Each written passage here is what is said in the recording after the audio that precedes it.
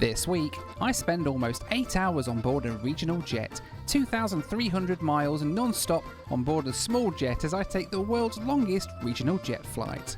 Well, a very good morning from the beautiful city of Dubai. This is my morning view over the Arabian Sea. The coastline of Dubai is over there. The bird sticking up over there, the other bird sticking up even further over there. Just an incredible place. Anyway, sadly it's time to say goodbye to this wonderful city today because I'm about to take a really long flight on a really tiny plane. It's like 8 hours on an Airbus A220, which is not quite a regional jet, but it's kind of not far off. You'll see what I mean in a little while, but yeah, 8 hours on an A220. How bad can it be? Let's get to the airport and find out. Good morning, how are you? I think it's this one, hang on. Hi there, yes, how are you? Hi, nice to meet you. Yeah, thank you. The drive from the Palm to Dubai airport takes about 40 minutes and it wasn't long before we were arriving into Dubai's Terminal 1. Cheers, have a great day. Thank you, bye-bye. So I'm flying on airBaltic today, who are a Latvian airline, and they fly the A220 from here all the way up to Riga in Latvia. So let's go and get checked in and drop me a bag, because I don't really want to fancy carrying it all the way through security today. Let's go and get checked in. Hi, good morning. Before it was tight. That's a good morning.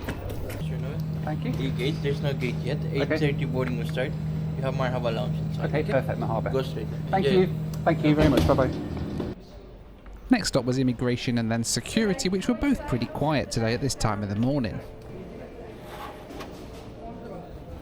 Then security done. Now it's time to do the commute to the next town that is involved when you take a flight from Terminal 1 at Dubai. Let's do this. Train is arriving.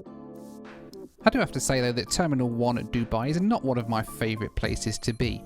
While it's not the bus station that Terminal 2 is, it always seems so disjointed, especially with the train out to the gates.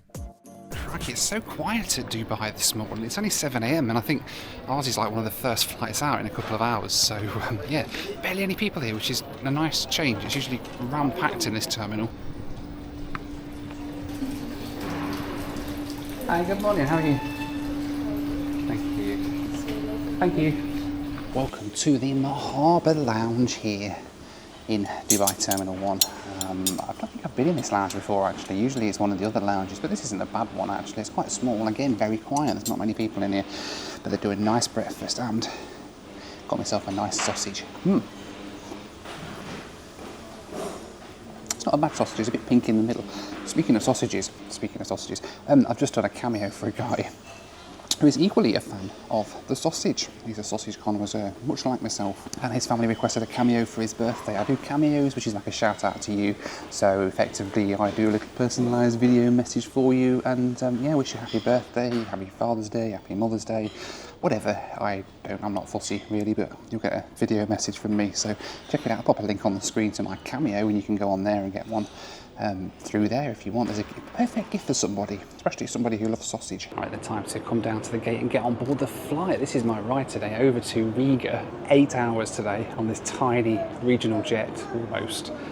It's not quite a regional jet, is it? It's like a few seats more than the actual Strictly, but it's a regional jet anyway. It's actually co-shared with Emirates as well. Imagine if you'd booked an Emirates flight expecting an A380 or something and you rocked up to the airport and not this.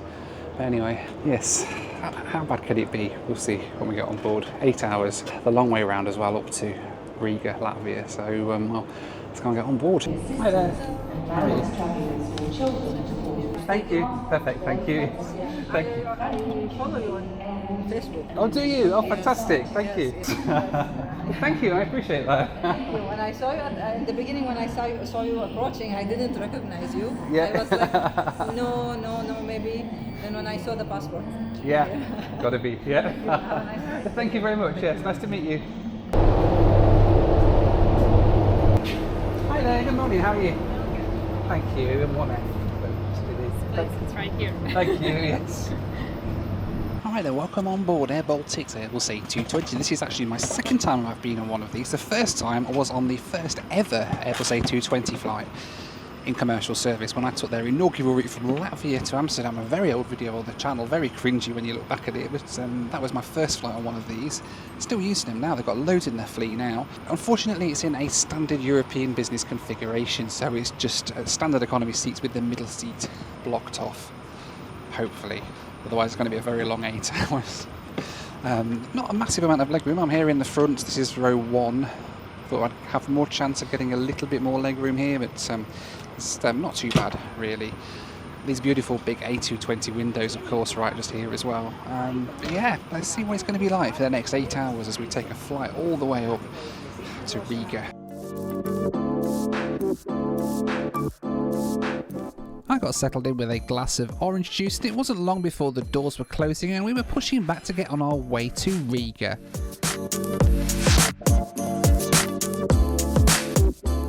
Taxiing around Dubai in the A220 did feel pretty strange. We were one of the smallest airliners there. I did spot this even smaller plane though, this BAE 146 of the Iranian airline Keshem Air. We lined up on the runway and the plane started making its usual whale sounds as we blasted off from Dubai.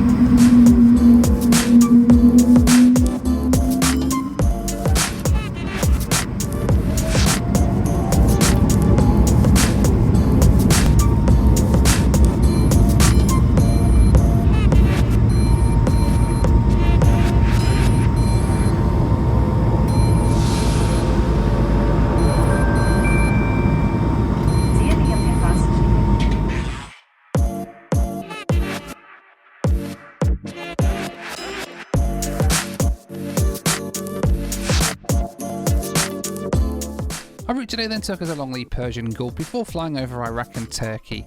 We skirted around the western edge of Ukraine before crossing Poland up into Latvia with a flight time today of 7 hours 31 minutes, cruising at 38,000 feet. Alright then, here goes.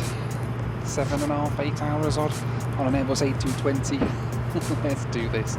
So weird to be taxiing around Dubai airport past wide-body planes, 777s, A380s of British Airways, Emirates, many of which are going on shorter flights than we are in this tiny little Airbus A220. But I guess this is really what this sort of plane is designed for, really. Tiny loads on very long routes, and the fact that we can do like almost an 8-hour flight on this thing, just incredible. They've come around with a menu. We get 2 meals apparently on this flight, breakfast and lunch later on in the flight as well. So that'll be interesting to see what they're like on this flight. In the meantime, I'm just enjoying the view from these massive windows.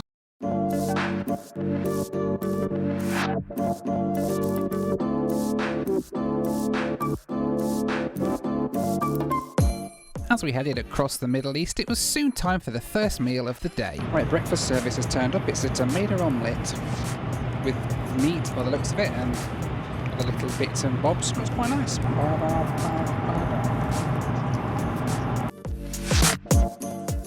Oh wow, you know what? That is really, really nice. I was not expecting that from an omelette. That's proper nice. Wow. As we crossed into Iraq, we went through some turbulence, which resulted in me losing about half my cup of coffee. We did get some great views of the city of Basra though. Right, so the only problem with using the A220 on these long flights like this is, well, there is literally nothing to do. There's no in-flight entertainment at all on these. The Wi-Fi, there is Wi-Fi, but it basically just lets you order food or look at the menu for the food, at least. There's not even power outlets in the seats, at least here in the front row. I'm not sure if there is further back, but the front row definitely doesn't have any USB power, so I'm using a battery pack. So yeah, that's the only thing I would say. Bring a good book or download some Netflix or something. And I've not downloaded any Netflix because naively I thought there might have been Wi-Fi. I never even checked, I have to say. So I've got about 3 YouTube videos downloaded to my phone, which I'm exhausted now. And now I'm guessing, well, we're an hour and a half into 7.5 hour flight, so yeah, it's going to be a long flight. I've just got that feeling. It's time for the Noel Phillips Lou Review. Alright, well, I've got up to stretch my legs. I figure I'd come and do a Lou review, and seeing as I'm wearing my exclusive Noel Phillips Lou Review t-shirt, which you can buy in the merch store at noelphillips.com, well, it seemed like an apt thing to do. And let's have a look at the A220 bathroom. So what we're looking at, we've got quite a nice sink area down here. There is air fresheners and bits and bobs and all sorts of things there. Quite a nice mirror. That's quite nice, isn't it? And a toilet. Then we've got a baby changing table over here on this wall, and it's the only flat bed you're going to find on this plane. And boy, do I wish we had a flat bed right now. I think we're about 2 hours into the flight now, and I am just, I've had enough, to be honest. I already want to get off, but hey, I can't because it's a long old ride on this A220 as we head on over Iraq up towards Turkey, and we're going the long way around because Ukraine's closed because there's a bit of a argy-bargy going on down there, so yeah, we have to go all the way around that as well, but never mind. I'm going to use the facilities and enjoy as much time as I can in this loop. It's a change of scenery, isn't it? And yeah, and then get back to my seat and remain bored. That was the Noel Phillips Lou Review.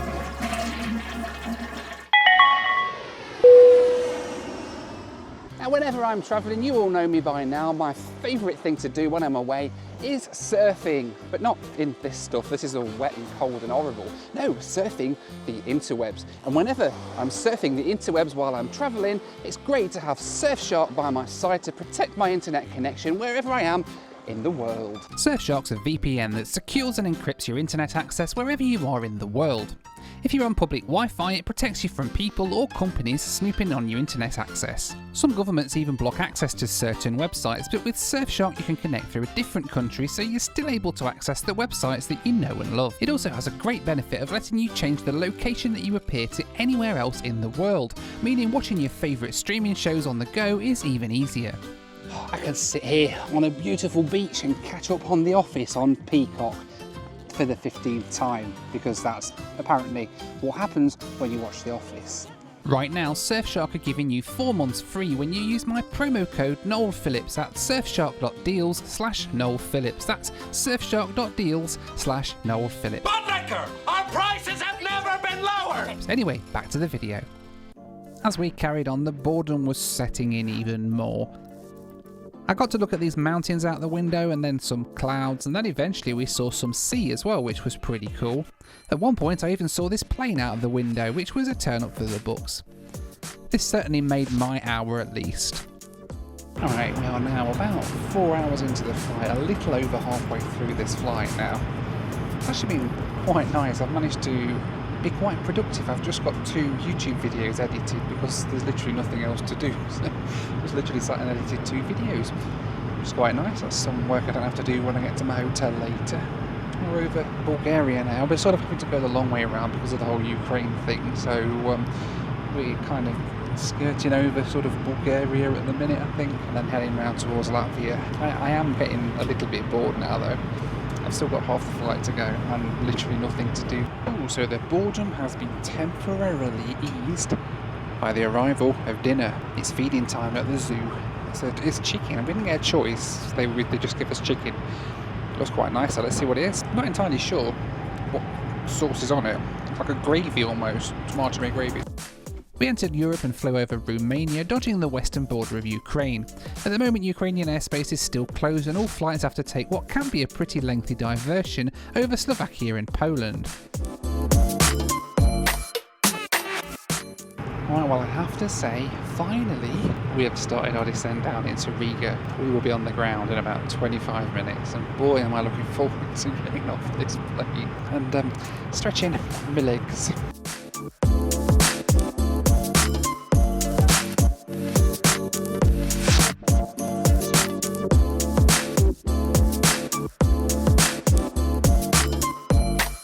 The approach into Riga was very different to the last time I was here in the middle of winter.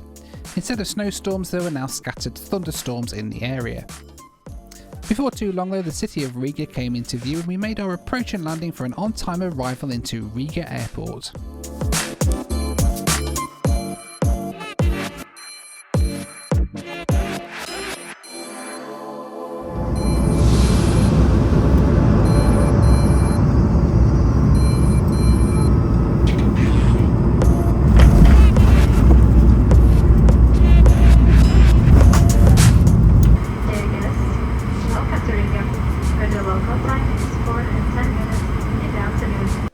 My flight to Riga cost me $1,392 or roughly 35.3 million Vietnamese dongs.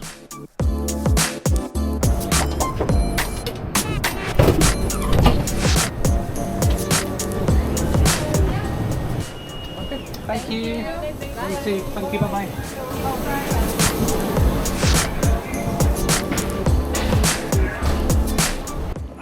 Freedom! Stretch my legs. Welcome to Riga, Latvia. Oh, feels so good.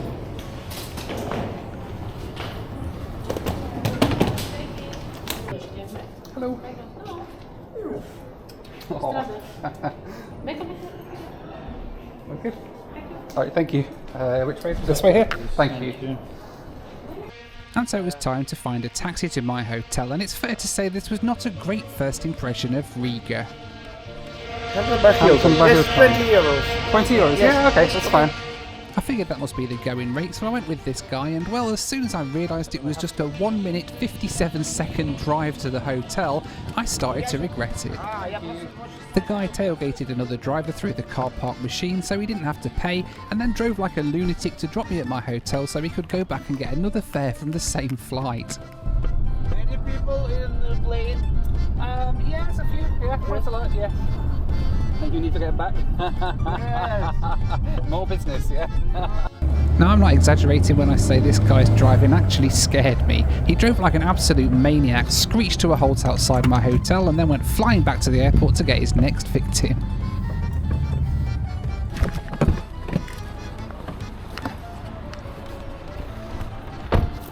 Thank you. There we are, thank you. Thank you. Have a good Bye. day. Thank you, bye-bye. Check in, please. I will inform driver that you come over. Or the taxi, which is 7 euros. Okay. He just charged me 20. Oh, that's quite expensive. Yeah, So, this is Alright. the invoice for you. thank you. Here will be your room keys. The Okay. room will be located on the 5th floor. You can use the elevator just next to the reception. Okay, And this perfect. will be the complimentary voucher as a gold member of the Hilton. Oh, okay. Group. Thank That you. you exchange in a lobby for. Just down there, okay, perfect. Thank you very much. Thank you.